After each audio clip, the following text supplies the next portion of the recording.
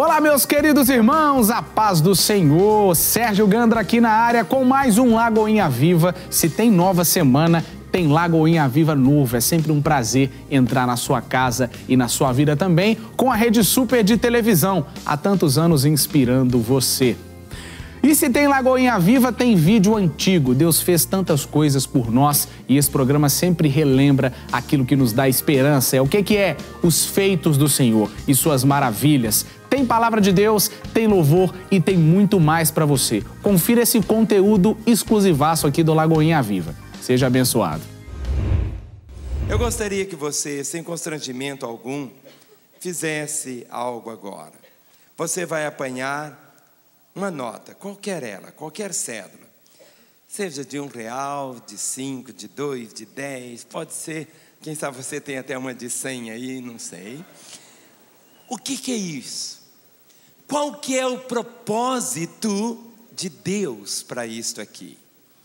Qual que é o propósito? Pecado é eu errar o alvo, pecado é eu não saber qual é o propósito para isso. Quando você começa a ver por que tantas guerras, por que tantos assassinatos, por que tantos casamentos são fracassados, por que tantas pessoas vivem assim com uma tristeza tão grande, está aqui, muitas vezes, a razão do porquê. Levante isso aqui. Isso. Se a pessoa que está aí do seu lado não tem, dê uma para ele, né? Pode ser uma moedinha. Mas eu queria que ele ficasse durante a nossa reunião de hoje com a Bíblia aberta, mas também com essa nota. Então coloque essa nota agora dentro aqui, perto da sua Bíblia, porque nós vamos falar. Sabe por quê? Porque o dinheiro ele pode ser encarado de um modo diferente, de pessoa para pessoa. Não somente ele pode suprir as necessidades da vida, mas também para muitos ele vai simbolizar sucesso, poder, posição social, segurança emocional, segurança física. Mas se existe algo que nós temos que voltar sempre, é exatamente ter essa compreensão, o que é isto que está aqui, que para muitas pessoas parece ser o sumo bem da vida. Se ele tem muito disso, eu sou tão feliz. Se eu tenho muito disso, eu sou um sucesso. Mas se eu não tenho isto, como que atrapalha a vida. A família cristã, nós reconhecemos o senhorio de Cristo. Nós acabamos de cantar esta verdade. Tudo vem de ti. Inclusive isso aqui vem dele. Isso aqui não significa que é fruto apenas do seu trabalho, do seu suor, da sua canseira. É muito mais do que isso. Se existe algo que nesta área nós precisamos ter também muito cuidado, é como usar o dinheiro. E não deixar que o dinheiro venha usar a nossa família. Quantas vezes quando as pessoas fazem um voto matrimonial, ela começa dizendo, olha, eu te recebo na alegria ou na tristeza, enfermo ou com saúde, para amar-te e querer-te, e no finalzinho diz assim, até que a morte nos separe. Mas nós começamos a perceber que muitas coisas, e muitas vezes o que separa o casamento não é a morte. Muitas vezes começamos a perceber que o que separa um casamento é isto aqui. Quantas vezes isso aqui é motivo de separação, e mesmo depois da separação, continua sendo motivo de ódio, de briga, de conflitos, situações as mais terríveis possíveis. Um dos maiores campos de batalha na vida matrimonial acontece exatamente em cima disso aqui. Muitas vezes as rixas sobre o dinheiro no lar, eu posso dizer que essa rixa não é o problema assim fundamental, mas na realidade é aquele sintoma de problemas assim mais profundos. E muitas vezes até inconscientemente, aquele casal que está ali brigando e falando tantas coisas, o ponto nevrálgico bate exatamente aqui. Uma das características da área financeira é que as posses, as possessões, as coisas tendem a tomar assim uma característica tão diferente daquilo que realmente são. Por exemplo, um carro. Um carro é uma máquina para levar uma pessoa de um lugar para o outro. Mas isso aqui faz com que aquele objeto, aquela máquina, tenha uma conotação diferente. Uma conotação de status, uma conotação, eu posso dizer assim, de luxo, de prestígio, de liberdade, de independência e até de masculinidade. Então tem aqueles carros assim de homens, não é assim? Então a pessoa, para provar a masculinidade dele, ele coloca o quê? Uma roda dessa altura assim, e ele está ali, eu sou homem. Ou seja, ele tem que, com aquele carro, provar a sua masculinidade. Dá um carro rosinha para ele, ele vai correr dele de todo jeito. Então o uso, ou seja, aquilo que existe, muitas vezes o significado acaba se perdendo. Não é bem assim. Quando nós chegamos para Jesus, o centro da nossa vida muda. Ou seja, quando a pessoa converte, antes ela estava no centro, tudo girava em torno da vida. Ele estava aqui, então aqui estava correndo em volta dele, ele correndo e buscando bens materiais, isto e aquilo outro. São coisas que não são erradas. Ou seja, Deus deseja que você tenha isso e tenha mesmo. Deus deseja que seus filhos sejam prósperos. Nós temos aprendido que prosperidade é a ausência disso. Não é a ausência disso. Prosperidade é a ausência de necessidade. É você ter para suprir todas as suas necessidades e para suprir a necessidade dos outros. Mas a falta de compreensão a respeito disso perde bastante. Quando nós nos convertemos, é Deus que está no centro. E nós gravitamos em torno dele, em torno da vontade dele, em torno do propósito dele para a nossa vida. E quando você vai lendo a Bíblia, você começa a perceber o quanto Deus fala sobre finanças, o quanto Deus fala sobre dinheiro, o quanto Deus fala sobre o trabalho, o quanto Deus fala sobre dívidas. Como eu disse, a Bíblia tem muitos mais versículos que falam a respeito de dinheiro do que propriamente sobre o inferno. E Deus sabia que as finanças, elas são algo que ocupa um lugar tão distinto, tão sério na nossa vida. E daí a necessidade de sempre termos a instrução nessa matéria. Sabe por quê? Porque senão vamos ter um povo abatido, fraco, temeroso, pessoas assim cheias de conflito, de pressões. E quando alguns caem na escravidão financeira através das dívidas, ele não tem liberdade, a limitação dele é tão grande, ele fica preso a tantas situações. Mas olhe para esse dinheiro que você está aí, olhe para essa nota. O que é isso?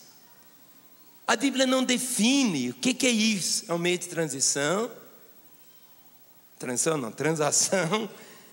é moeda corrente. Isso aqui não é coisa boa, nem coisa má. Mas existe algo atrás disso que nós temos que entender.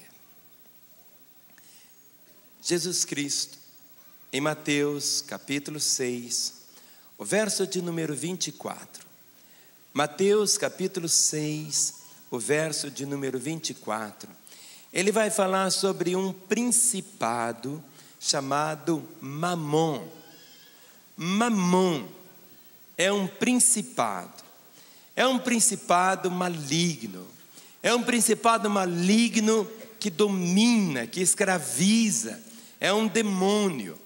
E Jesus Cristo diz aqui em Mateus 6, 24: ninguém pode servir a dois senhores, porque ou há de aborrecer-se de um e amar ao outro, ou se devotará a um e desprezará o outro. Não podeis servir a Deus e as riquezas, não podeis servir a Deus e a Mamon. Esse principado, esse demônio chamado Mamon, é chamado o demônio das riquezas. É um demônio, ele precisa estar sob o controle.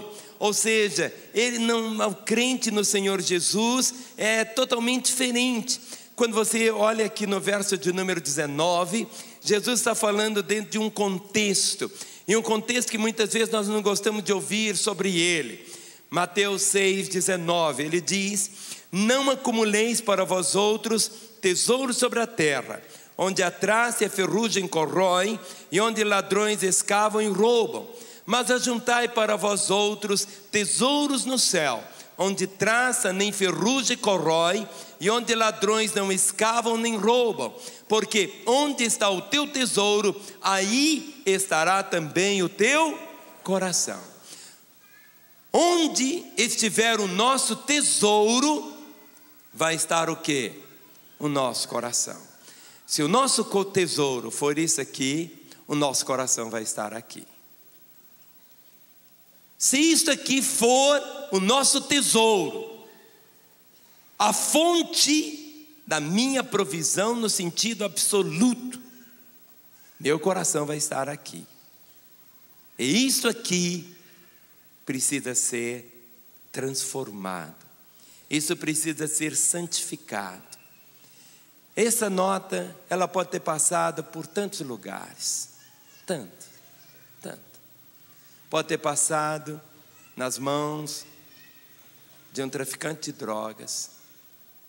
Pode ter passado na mão de 100 prostitutas. Pode ter passado na mão de um assassino que recebeu isso. Mas no momento, quando você chega, no momento quando você recebe, existe algo que o cristão faz. Isso aqui continua tendo o seu valor natural, mas o uso, o propósito é completamente diferente quando chega nas mãos do povo de Deus. E algo que nós temos que ter a compreensão que na nossa vida, as decisões não podem ser tomadas por isso. Porque isso aqui eu tenho que ter um entendimento que as decisões na minha vida não podem ser tomadas por isso. No momento quando eu digo que o Senhor Deus é o centro da minha vida, as decisões Ele que deve trazer na minha história. Não é isso aqui que vai determinar as minhas decisões. Quem toma as decisões na nossa vida, na vida do cristão, é Deus, não é o dinheiro. Se o dinheiro determinar o que fazemos ou aquilo que deixamos de fazer, é Ele que estará mandando em nós. Se for Deus quem determina o que fazemos ou deixamos de fazer, então é Deus quem manda em nós. Se você tem o dinheiro, você diz: eu tenho. Mas será que Deus tem liberdade de falar com você: eu não quero que você compre isto? Será que Ele tem liberdade de falar: eu não quero que você faça isso? As decisões da nossa vida não devem ser motivadas por isto. E a maioria das pessoas que eu conheço permite que isto aqui tome as decisões. Eu vou casar, mas eu não tenho dinheiro para casar. Então, quem está tomando a decisão? Isso aqui. Existe algo chamado bom senso. Eu quero que os irmãos entendam. Quero que os irmãos entendam o que eu estou falando. Se você vai fazer uma viagem, é Deus que está guiando para você a fazer essa viagem, ou é isso aqui? Quando é isso aqui que determina as minhas decisões, eu estou excluindo Deus. Se eu excluo Deus, quando eu coloco: eu não vou fazer isto, porque eu não tenho dinheiro. Agora, quando você tem a convicção da vontade de Deus, isso aqui nunca será o problema. Porque dinheiro não é problema, dinheiro é solução. Diga para o seu irmão: dinheiro não é problema, irmão. Em muitas circunstâncias ele vai ser a solução. Tenha essa compreensão que isso aqui, se não for servo, se isso aqui não for seu servo, está totalmente fora do foco. Mas no momento quando isso aqui passa a ser o Senhor, aquele que manda, aquele que fala, aquele que determina, aquele que dita. Aí as coisas estão completamente confusas, se perdem, e nós não podemos tomar decisões dessa maneira. Quem deve tomar as decisões da nossa vida nunca deve ser o dinheiro, mas o Senhor. Mamon, esse demônio, ele precisa ser conquistado, subjugado, e nós temos que tomar exatamente esse domínio e colocar isto dentro da perspectiva clara da vontade do Senhor Deus. E a vontade do Senhor é que nós temos que valorizar as pessoas, não isso aqui. Olhe para o irmão que está ao seu lado e diga: meu irmão, você vale muito mais do que isso. Mostre isso para ele, diga para ele: meu irmão, você é mais precioso do que isso. Você é mais precioso do que isso. Quando nós temos esse entendimento, quantas vezes casamentos aí, existem algumas mulheres assim que elas são mais complicadas do que os homens em alguns aspectos, outros aspectos o homem é muito mais complicado. A gente, quando a mulher está lá e dizendo: eu quero, a vizinha comprou um liquidificador novo, eu quero, e o marido não tem, aí ela gela ele, põe ele para dormir no sofá, tantas coisas. É naquele momento dela virar para ele e dizer: olha, querido, você é muito mais precioso do que o liquidificador. É diferente. Ou seja, quantas vezes as vidas se bagunçam tanto, e nós estamos assim tentando derrubar exatamente esse poder do mamon, mas também temos que derrubar o poder do mamon dentro da gente. Esse canto que a Ana entoou hoje, eu nunca tinha ouvido assim. Ela, quando escreveu, cantou para mim, eu vibrei com ele. Mas nós temos que pisar mesmo. Ou seja, ele não pode dominar dentro da gente. Ou seja, a motivação da nossa vida. É verdade que quanto mais você puder ganhar disso aqui, ganhe. E dê. Sabe por quê? Porque nós somos, e nós vamos ver a razão que nós somos apenas mordomos. É tão diferente. O cristão, ele vive de um modo assim, diferente, ele é solto. Ele não está preso a tantas outras coisas. Os valores para ele são valores assim, diferentes. Se você puder ter uma roupa de marca, tudo bem. Mas se você não fica chorando: o dia que eu tiver uma roupa, o dia que eu tiver um terno Armani, aí sim, aí eu vou ser homem mesmo. Que bobagem. Ou seja, o que conta na vida é exatamente o que somos em Cristo Jesus. E hoje nós temos mais do que nunca, a melhor maneira de criar os filhos é através de quê? A melhor maneira que temos para criar os filhos, só existem 3 maneiras de criar uma criança. Sabe como que é? A primeira delas, pelo exemplo. A segunda maneira de criar um filho, sabe qual que é? Pelo exemplo. E a melhor maneira de criar um filho, pela terceira vez, qual que é? É um exemplo. Deixe seus filhos crescerem, vendo você, e principalmente isso aqui, essa questão financeira, porque atrás existe realmente uma potestade que tenta escravizar, e que começa a dizer assim: quanto mais melhor. Se um brinquedo, uma bicicleta, traz satisfação para a criança, então vão trazer 3 bicicletas, ele vai ficar mais satisfeito. Não é bem assim. Esse entendimento que nós precisamos ter essa compreensão. Quantos aqui são casados? Faça assim, quem é casado. Diga: eu sou casado. Eu sou casado. Olha, quantas vezes eu já no gabinete, gente, como é difícil apagar incêndio financeiro entre marido e mulher. E quando a gente entra lá, tem coisas assim tão absurdas. Tem mulher, você vai rir, mas é verdade, ela empresta o dinheiro para o marido pagar a conta de luz. Depois ela fica cobrando dele: eu emprestei o dinheiro, já tem 6 meses que eu pago a luz e ele não me paga.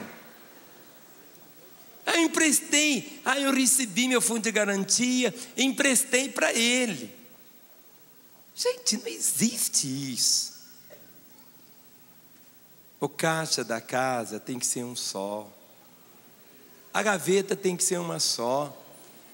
A não ser que esse marido seja desmiolado, ou seja uma pessoa totalmente estruturada, um bêbado, um inconsequente, uma pessoa. Mas eu estou falando para crentes. Olhe se no talão de cheque do seu marido está lá o seu nome, conta conjunta. Por quê? O ideal é isso. Quantas vezes tanta confusão existe na família, está ali, sabe? Essa atitude que muitas vezes tem, a mulher tem o dinheiro, o marido tem o dela, aliás, o dele é dela, mas tendo essa compreensão, esse comportamento, via de regra, vai trazer sempre o quê? Desarmonia. Outras vezes é o marido que tem, a mulher não tem uma fonte de renda, e ele então é o comandante.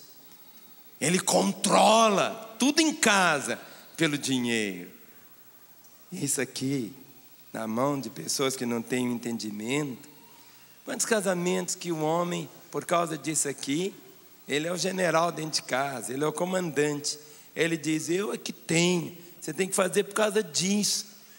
E outras vezes aquela atitude tão imbecil de comprar o amor, comprar a consideração, comprar o carinho dos filhos, comprar o carinho da mulher, através disso aqui. É esse poder de manipulação que existe aqui. Sabe, isso traz tanta confusão, e confusão que vai estragando. Outros vivem uma vida assim, não é que vamos ter uma vida desregrada, mas tem pessoas que não vivem a vida, podem muitas vezes até trocar o carro, está lá com o Fusquinha 64 até hoje. Ela está lá guardando dinheiro. Um dia vai acontecer, um dia vai ver aquilo. Não é para você acabar com tudo, irmão, não. Mas ao mesmo tempo para você ter esse entendimento, essa atitude que tem que ter assim, aquele medo. Eu tenho medo de falir, medo de perder o emprego, medo da doença, medo do acidente. Daí a pouco a pessoa tem medo de atravessar a rua. É verdade, se você puder ter uma poupança, faça, tem que ser previdente, mas por outro lado, que isso não seja aquela obsessão tão terrível. Agora, o que eu tenho que fazer? O que a Bíblia nos ensina a respeito disso? A primeira coisa está aqui no Salmo 24, o verso de número 1. Transfira tudo que você tem, tudo, transfira, reconheça que pertence ao Senhor. Quantas vezes nós achamos, não, isso aqui é meu, isso eu tenho. Tudo pertence a Ele. Salmo 24, verso 1 diz assim: ao Senhor pertence a terra e tudo que nela se contém, o mundo e os que nele habitam. O que deixou de fora aqui? Nada. Ao Senhor pertence a terra, o planeta Terra, o planeta Júpiter, o planeta Saturno, tudo. Mas a terra pertence a Ele. Tudo que nela se contém, tudo, as montanhas, o petróleo, o ferro, o ouro. E agora interessante, o mundo, mas mundo aqui no sentido de cosmos, ou seja, tudo pertence ao Senhor e os que nele habitam. Toque na pessoa que está no ombro dela e diga: meu irmão, Deus é o meu dono. É tão diferente quando você reconhece isso. Deus é o seu dono. Então transfira no seu talão de cheque. É pena que o Banco Central não aceita, sabe? Mas deveria ter o seu nome, quem sabe o nome da sua esposa, ou eu não sei, é a conta conjunta sua. Mas a sua conta conjunta, se você está sozinho, então coloque assim. Você não vai poder colocar isso, mas você põe ao lado assim, seu nome, e põe do lado Jesus Cristo. Em outras palavras, Ele é o dono. Tudo pertence a Ele. Então transferir para Ele os direitos. Estabeleça um sistema de valores baseado na palavra de Deus. E que sistema de valores é este? Em Mateus capítulo 6, o verso de número 24. Mateus capítulo 6, o verso de número 24, não, 33. Aqui diz a palavra assim, Mateus 6:33. Buscai, pois, em primeiro lugar o seu reino e a sua justiça, e todas essas coisas vos serão. Aqui está dizendo, buscai, pois, em primeiro lugar o seu reino e a sua justiça, e todas essas coisas vos serão acrescentadas. Sabe por que você vai para a fábrica? Sabe por que você dirige o ônibus? Sabe por que você atende as pessoas na sua clínica? Não sei qual o seu trabalho. Se você estiver trabalhando com a finalidade primeira de receber isto, você perdeu a beleza. Aonde você estiver, a razão de você estar ali, a sua prioridade é estender o reino de Deus. Note bem. Você deve ser o melhor funcionário da empresa. Pode ter um igual a você, mas melhor não deve ter, porque você carrega o nome de Deus. E você está ali para estender o reino de Deus ali. Porque essa é a razão pela qual nós existimos, para conhecer Deus e fazê-lo conhecido. E no final do mês, se você olhar dizendo assim, meu patrão que me pagou, isso aqui veio do meu patrão. Sabe, querida, seu patrão não é a fonte, ele é apenas o meio. Deus é que é a fonte. Nunca se esqueça disso. Deus é a fonte. Agora existem muitos meios, e um desses meios é o seu patrão, e você vai honrá-lo por causa disso, dele ser o meio. Mas você está ali para estender o reino de Deus de uma maneira muito clara. Agora, para isso aqui, dentro de nós, existem duas realidades. Existe de um lado as minhas necessidades, existe de outro lado os meus desejos. Agora, se não fizermos uma distinção clara entre aquilo que é a minha necessidade e aquilo que é o meu desejo, eu fico muito confuso. Por isso que a palavra do Senhor traz uma promessa em Filipenses capítulo 4, o verso 19.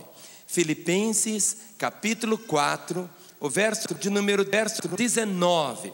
A palavra do Senhor diz assim: e o meu Deus, segundo a sua riqueza em glória, há de suprir em Cristo Jesus cada uma de vossas necessidades. Quando você lê esse texto, você vai observar aqui que ele está falando sobre isso. Ele está falando sobre dinheiro. Paulo está escrevendo aqui exatamente tocando essa questão financeira. E aqui a palavra diz: e o meu Deus, segundo a sua riqueza em glória, há de suprir em Cristo Jesus cada uma de vossas necessidades. Quando você volta aqui para Filipenses, no capítulo 4 ainda, o verso 11 e 12, algo que nós temos que estar prontos. Muitas vezes, olhe para mim, muitas vezes parece que a nossa caminhada é como uma roda. Tem hora que você está aqui em cima, a roda move, você está aqui embaixo. Ela move, você está aqui em cima. Tem hora que você está aqui embaixo. Se você não tiver esse entendimento, muitas vezes fica confuso. Paulo, ele experimentou, e ele diz, olha o verso 11, Filipenses 4:11, digo isto não por causa da pobreza, porque aprendi a viver contente em toda e qualquer situação. Tanto sei estar humilhado, como também ser honrado. De tudo e em todas as circunstâncias já tenho experiência, tanto de fartura como de fome, assim de abundância como de escassez. E agora, como vivenciar isso? Ele diz no verso 13, tudo posso naquele que me fortalece. Ou seja, se você vê sempre Deus como centro da sua vida, e a base da nossa felicidade, do nosso contentamento, não é ter isso de mais ou ter isso de menos, é ter Deus, ter a comunhão com Ele, ter o relacionamento, a intimidade, a vida com Ele, é isto que conta. E é alguma coisa que temos que aprender. Se não aprendermos, quantas vezes é tão confuso. Agora, muitas vezes a pergunta que alguns fazem é: por que Alguns dizem assim, mas pastor, por que eu não vejo a provisão de Deus? Sabe, Deus está agindo. Não há um momento que Ele não esteja agindo. Mas você precisa estar alerta. Deus está agindo, mas você muitas vezes não está vendo. Muitos imaginam, eles só conseguem ver Deus nas coisas, entre aspas, espirituais. Mas isso aqui é espiritual. Tanto é espiritual para as trevas, como é espiritual também para a nossa vida. Em Colossenses capítulo 3, os versos de número 23 e 24. Colossenses 3, 23 e 24 dizem assim: tudo quanto fizerdes, fazei-o de todo o coração, como para o Senhor e não para os homens, cientes de que recebereis do Senhor a recompensa da herança. A Cristo Senhor é que estáis servindo. Lá no seu trabalho, como eu disse, quando você tem essa compreensão que quem paga você é o Senhor Deus, a recompensa que está aqui, Ele está falando de recompensa, não é apenas só assim, essa recompensa emocional. Eu fui orar, fiquei todo arrepiado. Isso é coisa gloriosa, irmãos, muito linda. Mas aqui a palavra está dizendo: tudo quanto fizerdes, fazei-o de todo o coração. Faça de todo o coração. Sabe, nós como crentes, o Senhor deseja que a nossa vida seja um impacto tão grande. Sabe, os melhores profissionais que tem existido no planeta somos nós.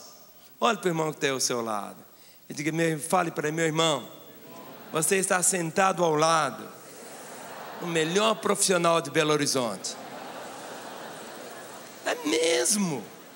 Ou seja, aqui está aí, tudo quanto fizer, fazei de todo o coração, como para o Senhor e não para os homens, tudo.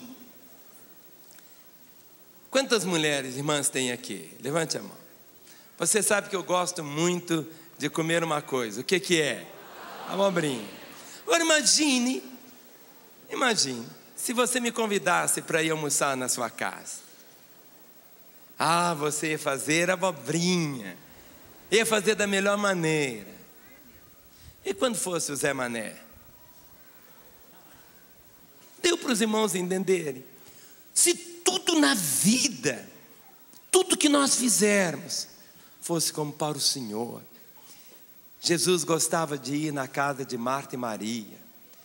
Eu imagino que lá em Betânia devia ter tantas outras casas. Tinha muitas casas. Mas por que Jesus gostava de se hospedar ali?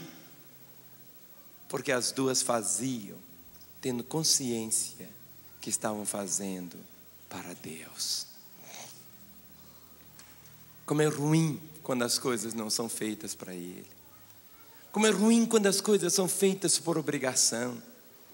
Como é ruim quando as coisas são feitas por dever e não numa expressão de amor.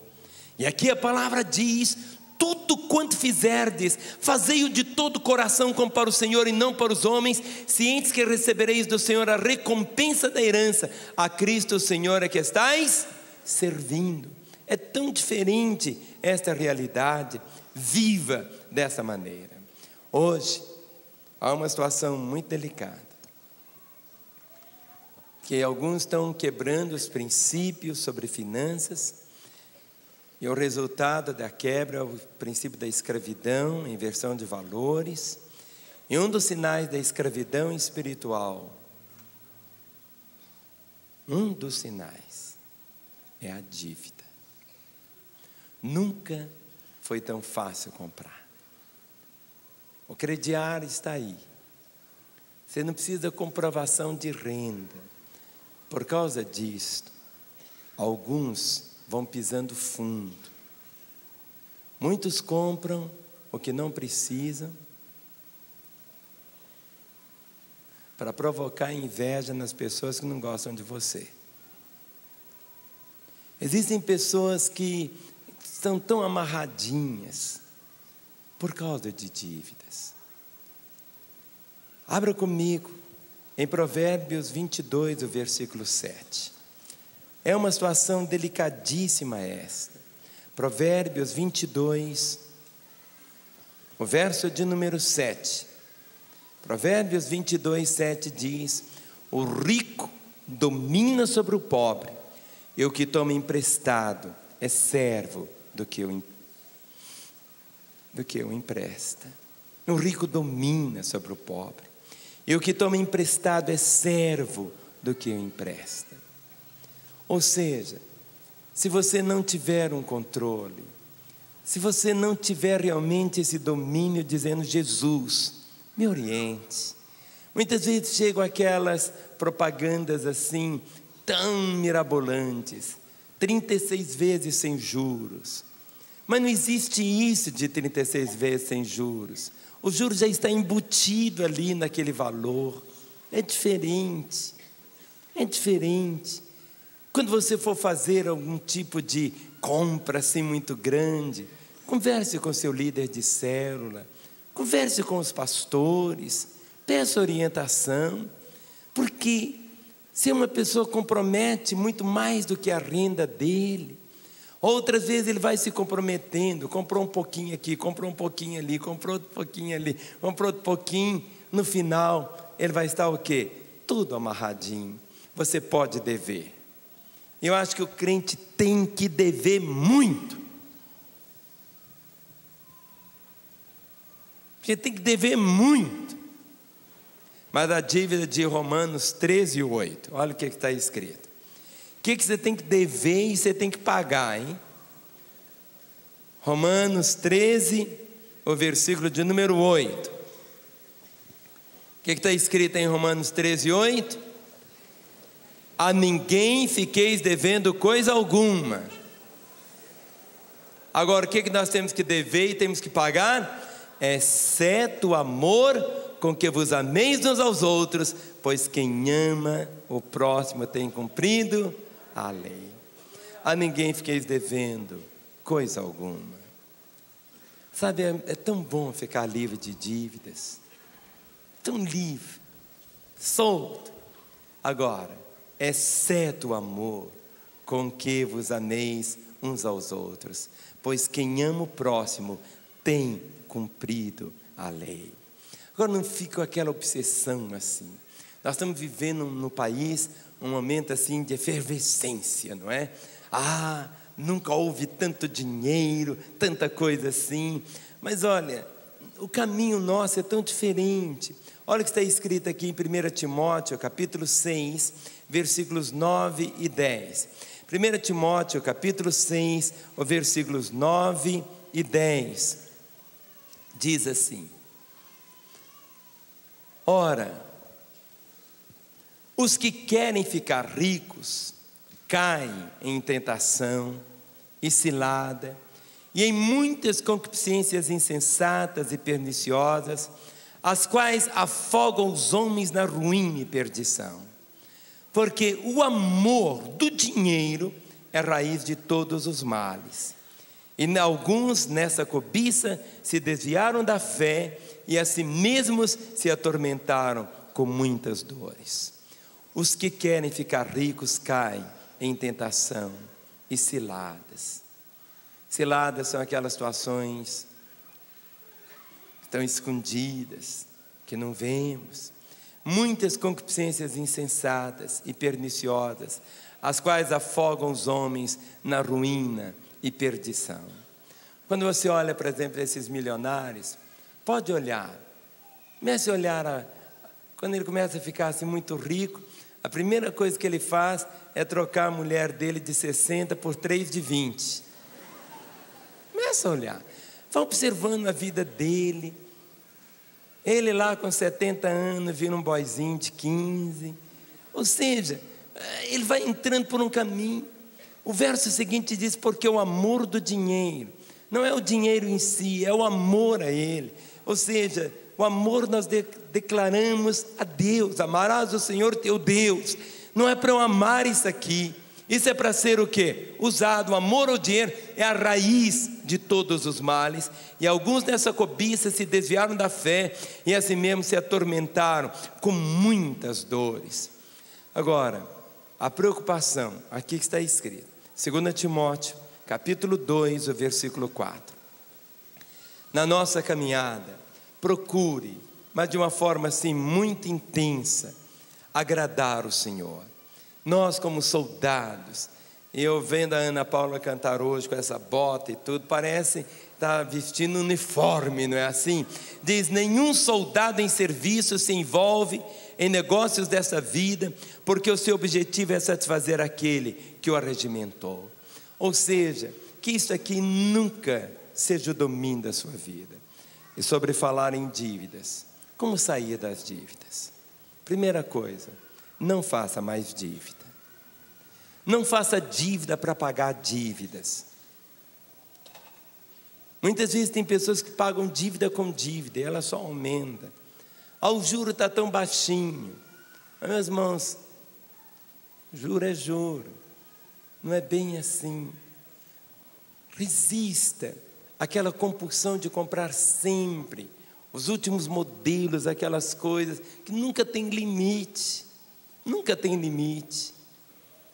Sempre vai ter uma coisa que acrescentou um pouquinho mais. O automóvel agora, então sempre tem uma coisinha que tem mais, a roupa que tem isso, tem aquilo outro, os meninos agora já tem sapato até com rodinha, ou seja, são coisas assim que, você compra um notebook, daí a pouquinho, 15 dias depois, ele que era o top, em 15 dias já tem um outro melhor, ou seja, há um momento, o que é isso? Comece em casa, coma tudo, não desperdice. Lá na multiplicação dos pães, Jesus mandou recolher.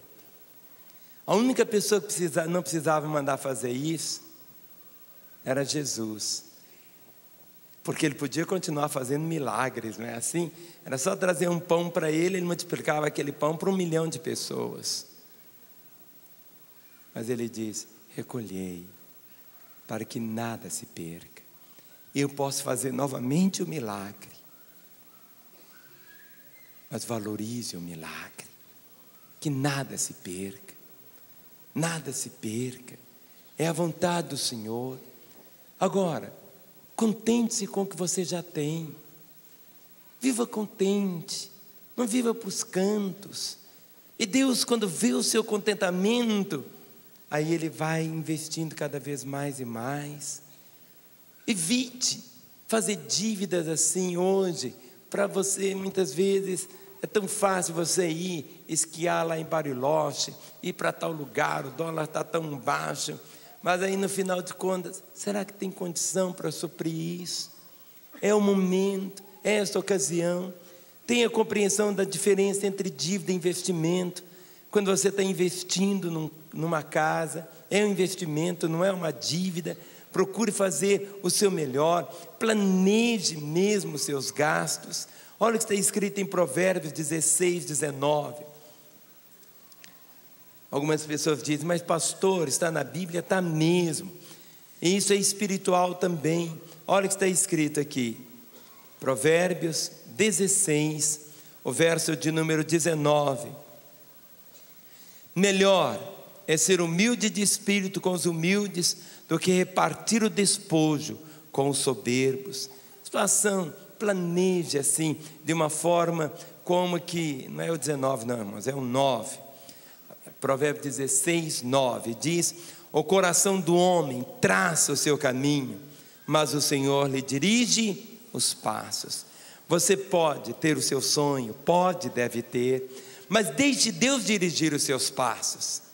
Deixe Deus dirigir. É aquele carro, é aquela casa, é aquele objeto, é aquilo. Deixe Deus dirigir de uma forma muito clara. Porque quando você faz uma dívida, o nome de Deus, a reputação de Deus está em jogo, porque é o nome do seu filho que está ali. E não venha colocar Deus na parede financeiramente, achando assim. Aí muitas vezes vai haver uma situação, mas você vai aprender e vai correr desse caminho. Mas agora, quando você for fazer algo, e eu tenho ensinado aqui aos irmãos, por causa da facilidade hoje do crédito, Evite ser fiador dos outros. Você pode ser fiador, sim, numa condição. E eu quero que os novos na fé que estão aqui aprendam. Você tem que dizer assim: se ele não pagar, eu pago. E pago com alegria. Se ele não pagar, eu pago. Mas não adianta só você ter o dinheiro para falar, eu pago.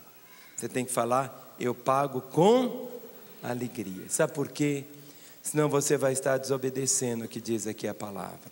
Olha o que está escrito em Provérbios 11, o versículo 15. Provérbios 11, o verso 15. Diz assim: quem fica por fiador de outrem sofrerá males, mas o que foge de o ser estará seguro. Foge.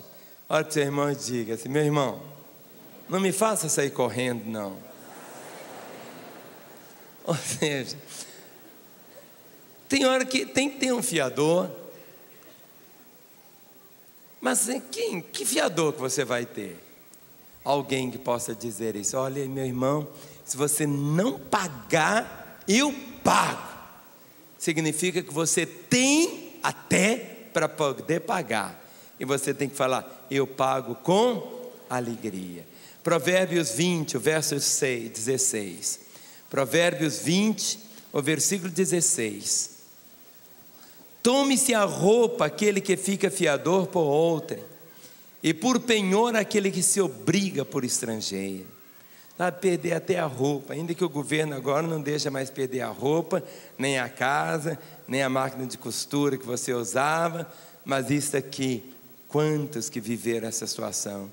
Provérbios 22, o verso 26. Provérbios 22, 26.